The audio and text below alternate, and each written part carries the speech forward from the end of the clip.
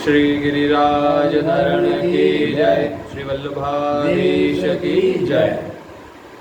छठा श्लोक चल रहा है 16वें अध्याय का, जो शेष बाकी रह गया था। चलिए आगे शुरू करते हैं। लोके अस्मिन का तात्पर्य है कि नए नए अधिकार पृथ्वी मंडल में ही मिलते हैं। पृथ्वी मंडल में भी भारत क्षेत्र में विलक्षण अधिकार प्राप्त होते हैं। भारत भूमि पर जन्म लेने वाले मनुष्यों की देवताओं ने भी प्रशंसा की है ना। भारत भूमि श्रीमद् भागवत में आता है, अहो जिन जीवों ने भारतवर्ष में भगवान की सेवा के योग्य मनुष्य जन्म प्राप्त किया है, उन्होंने ऐसा क्या पुण्य किया है, अथवा इन पर स्वयं श्री हरि ही प्रसन्न हो गए हैं। इस परम सौभाग्य के लिए तो हम भी निरंतर तरसते रहते हैं। ये हमारे भारत भूमि का पुण्य प्रताप। कल्याण का मौका मनुष्य लोक में ही है। इस लोक में आकर मनुष्य को विशेष सावधानी से देवीय संपत्ति जागृत करनी चाहिए। भगवान ने विशेष कृपा करके ही यह मनुष्य शरीर दिया है। जैसे कि रामचरितमानस में आता है, कबहुक करी करुणा नर देही, देत ईस बिनु हेत सनेही। कि जिन प्राणियों को भगवान मनुष्य बनाते हैं, उन पर भगवान विश्वास करते हैं कि ये अपना कल्याण यानी कि उद्धार करेंगे। भगवान तो विश्वास कर रहे हैं कि ये व्यक्ति अब इसको मनुष्य बना दिया है कि अपना उद्धार कर लेगा, पर वो व्यक्ति उद्धार करने की बजाय संसार में मन लगा लेता है, जानने की इच्छा करे जब जाने और पतन को प्राप्त हो जाने। तुम्हें वो तो स्थिति अलग है फिर। हाँ, ऐसा नाम जब से ये स्थिति प्राप्त करी जा सकती। भगवान के नाम का जब ध्यान दो प्रकार, केवल नाम या फिर ध्यान। सही सस्तो इलाज ही बोल पहला ध्यान में, योग में, जप में, तप करना पड़ता है। कहीं नहीं करना, वो नाम स्मरण करो, उद्धार होगा। नाम जब से व्यक्ति जो है वो अपना उद्धार कर सकता है, इसमें कोई संशय नहीं। भगवान ने विशेष कृपा करके मनुष्य को अपनी प्राप्ति की सामग्री और योग्यता दे रखी है और विवेक भी दे रखा है। इसलिए लोके अस्मिन पद से विशेष रूप से मनुष्य की ओर ही लक्ष्य है। परंतु भगवान तो प्राणी मात्र में समान रूप से रहते हैं। समो अहम सर्वभूतेषु, जहाँ भगवान रहते हैं वहाँ उनकी संपत्ति भी रहती है। इसलिए भूत सर्गो पद दिया है। इससे यह सिद्ध हुआ कि प्राणी मात्र भगवान की तरफ चल सकता है, भगवान की तरफ से किसी को मना नहीं। भगवान ने थोड़ी मना किया आप मेरी तरफ मत आओ, नहीं। सन्मुख हो व्यक्ति को खुद भगवान की तरफ आगे बढ़ना है। आप उनकी तरफ एक कदम चलते हैं तो आपकी तरफ आप उसके तरफ सन्मुख हो जाओ, फिर उसका काम 10 कदम सब करेगा। इस पर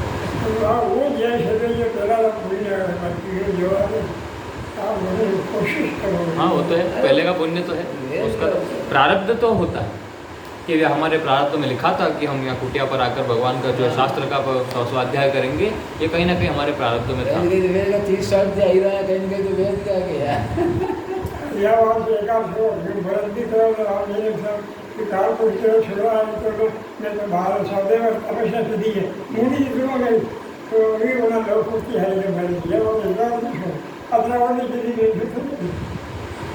अच्छा काम करके भूल जाना चाहिए।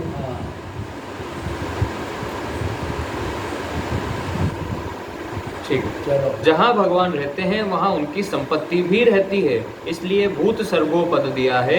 इससे यह सिद्ध हुआ कि प्राणी मात्र भगवान की तरफ चल सकता है, भगवान की तरफ से किसी को मना नहीं है। जो अभी बात हुई, मनुष्यों में जो सर्वथा दुराचारों में लगे हुए हैं, जो वे चांडाल और पशु पक्षी कीट पतंग आदि पाप योनि वालों की अपेक्षा भी अधिक दोषी है।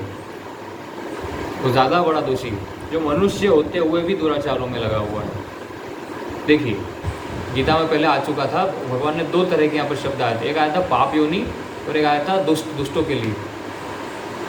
एक पाप योनि कौन? जो व्यक्ति अपने पूर्व काल में, मतलब अपने पिछले जन्म में पाप कर्म करके ये जन्म प्राप्त किया है, तो उसने पहले पाप किया, उसको पाप योनि कहा गया है। और दुराचारी दुष्ट कौन? जो इस जन्म में अभी कर रहा है। दोनों में अंतर है। एक पाप योनि कौन? जो व्यक्ति अपने पूर्व जन्म में जिसने अपने पाप किए फिर वो पाप का फल बस उसको देखो, उसको फिर दुख तो भोगना ही था, उसको ये अगला जन्म प्राप्त हो गया। इसमें वो जो भी भोगेगा वो व्यक्ति पाप योनि कहलाएगा, क्योंकि उसने पहले पाप किए थे। और एक व्यक्ति जो इस जन्म में होते हुए अभी अभी दुर्गुण दुराचार कर रहा है, वो अलग, दोनों बातें। पर भगवत प्राप्ति का अधिकार इन दोनों को है, वो बात उस समय आई थी कि अधिकार तो इन सभी को है ऐसा। तो यहाँ पे वो बात हो रही है कि वो जो पाप योनि, क्योंकि पाप किए थे, उस पाप के वश हो सकता है उसको कीट पतंग आदि की योनि मिल जाए, तो व्यक्ति पाप योनि कहलाता है। कुत्ता बिल्ली बन गया, वृक्ष बन गया, लता बन गया, कीट पतंग कुछ भी बन गया, पहले उसने पाप किए थे, उसके कारण उसका पतन हुआ। 84 लाख योनियों में कीट पतंग आदि किसी योनि को प्राप्त हो गया, अधम योनि को, वो पाप योनि कहलाता है। वो उनसे भी बड़ा पापी, उनसे भी बड़ा दोषी वो मनुष्य है, जो मनुष्य होते हुए दुर्गुण दुराचार कर रहा है। ये बात कि मनुष्य होते हुए व्यक्ति पाप कर रहा है, ये ज़्यादा बड़ा दोष है उनके करते पाप योनि लोग।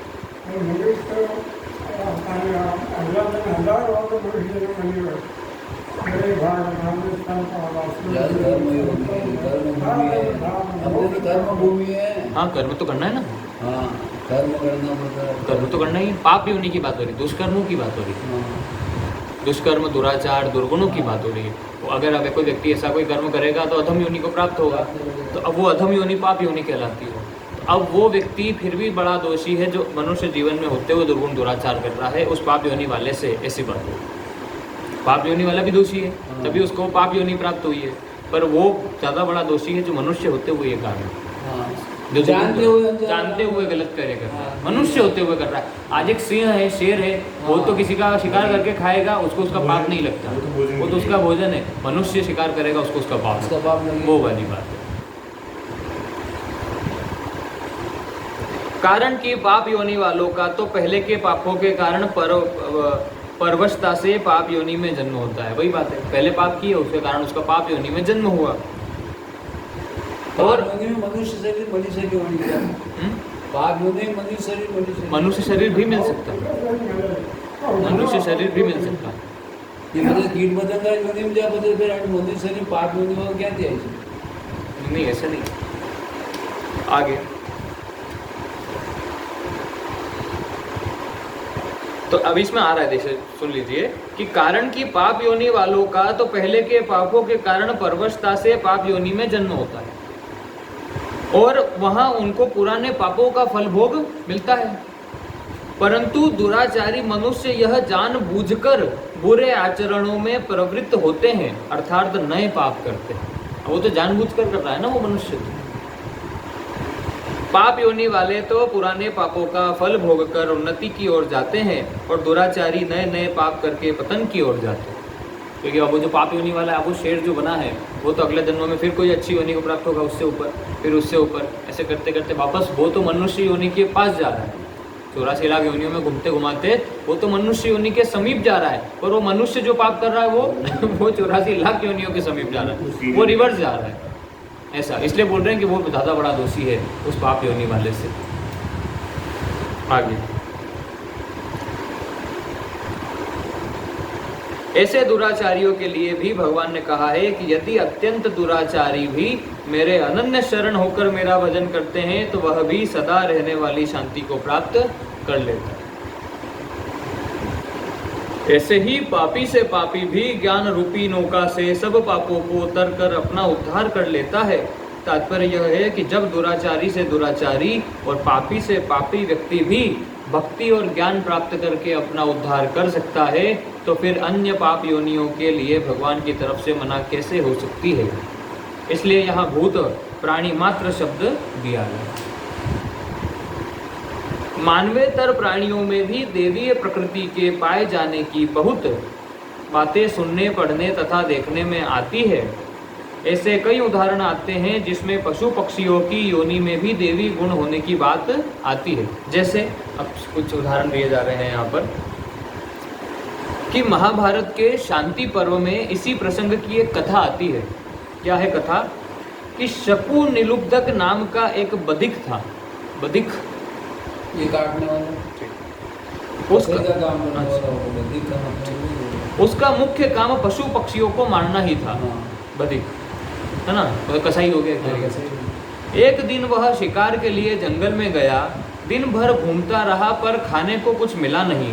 अकस्मात आकाश बादलों से भर गया और जोरों से आंधी वर्षा होने लगी।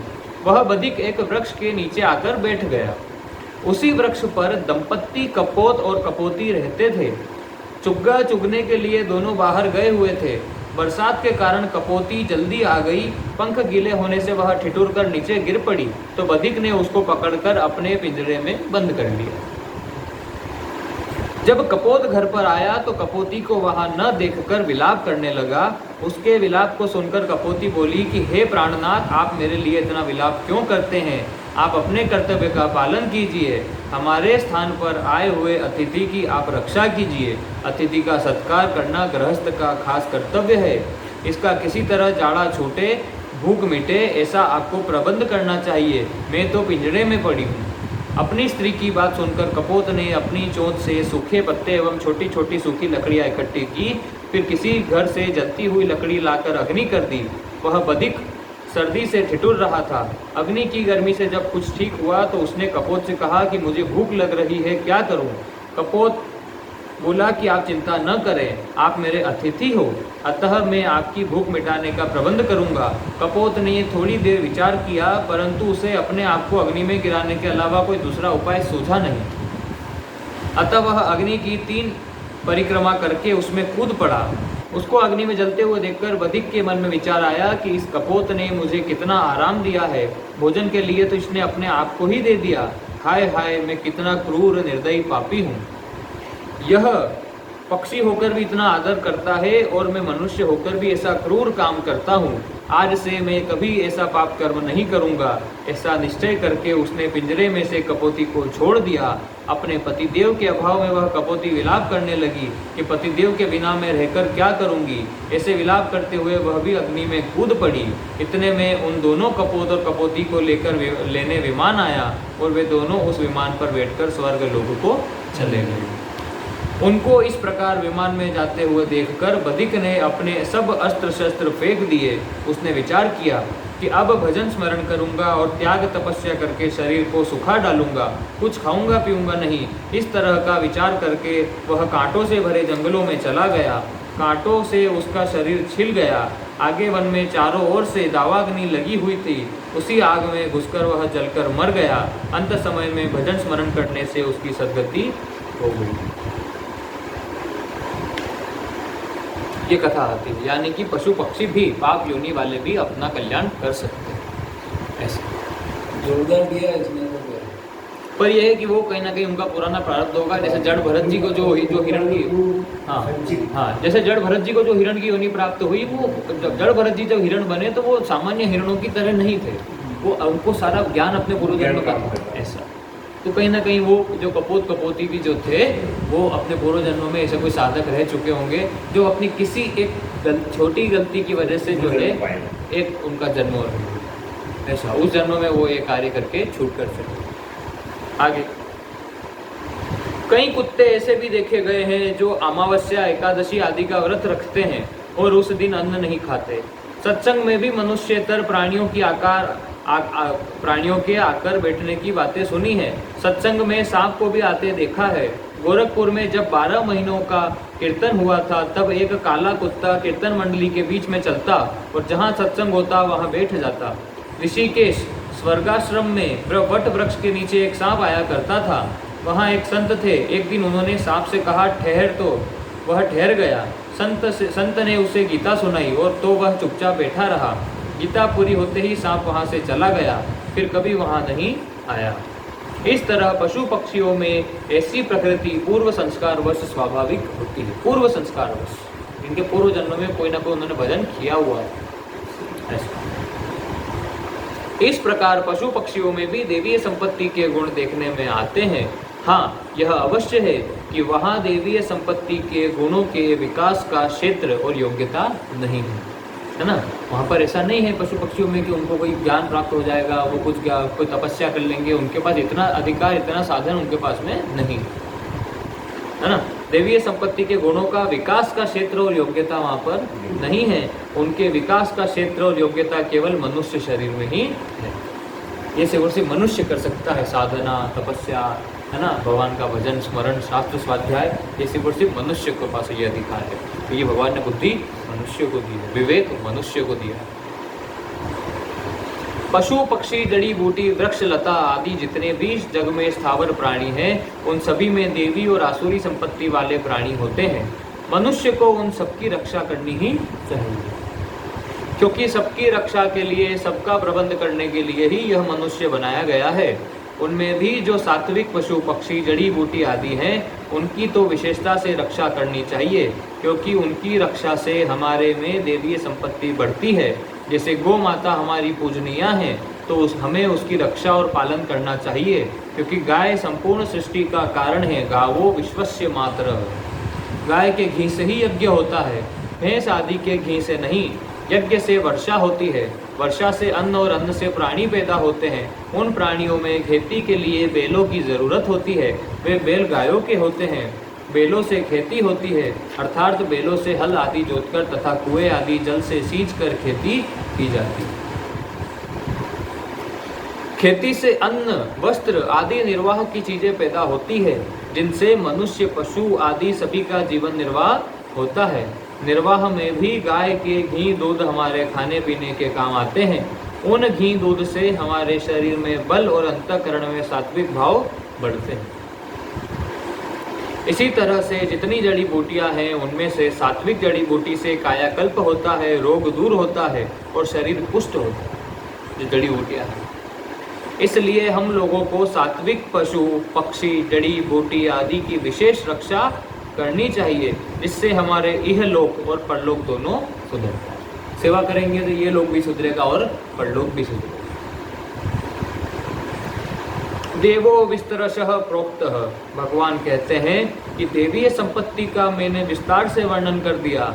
इसी अध्याय के पहले श्लोक में 9, दूसरे श्लोक में 11 और तीसरे श्लोक में 6 इस तरह देवीय संपत्ति के कुल 26 लक्षणों का वर्णन किया गया है। इससे पहले भी गुणातीत के लक्षणों में, ज्ञान के 20 साधनों में, भक्तों के लक्षणों में और कर्मयोगी के लक्षणों में और स्थित प्रज्ञ के लक्षणों में देवीय संपत्ति का विस्तार से वर्णन हुआ है। आसुरम पार्थ में शृणु। भगवान कहते हैं कि अब तू मुझसे आसुरी संपत्ति को विस्तार पूर्वक सुन, अर्थात जो मनुष्य केवल प्राण पोषण परायण होते हैं, उनका स्वभाव कैसा होता है, यह मेरे से सुन। अब भगवान आसुरी संपत्ति वालों के बारे में बताएंगे, अभी देवी संपत्ति वालों के बारे में बताएंगे। परिशिष्ट भाव।